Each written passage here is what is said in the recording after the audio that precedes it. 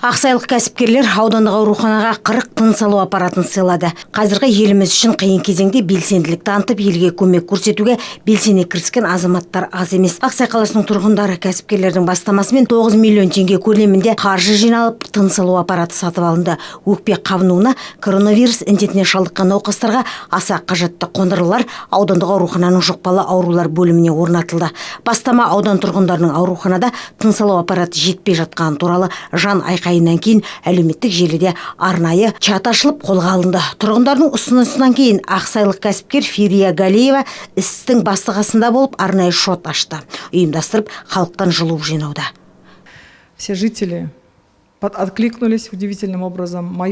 Бөл аудандарының көптеген тұрғындары қолдау көрсетуге дайын екендерін көрсетті.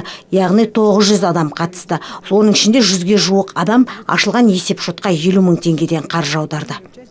Еріктілер қажетті 12 құрылғыны Ресейдің Екатеринбург қаласынан алып келсе, 28 тыныс алу аппараты Мәскеу қаласынан алдыртылған. Сондай-ақ оттегі толтыру жұмыстары атқарылуда.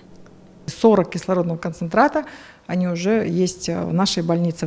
40 тыныс алу құрылғысы біздің аудандық аурухананың бөліміне қойылды. Бұған дейін осындай құрылғыға қол жетпей жатса, қазір жеткілікті түрде қызмет көрсетуде. Бұл жұмыстардың барлығы өздігімізбен емес, бас дәрігермен ақылдасып жүзеге асырылуда.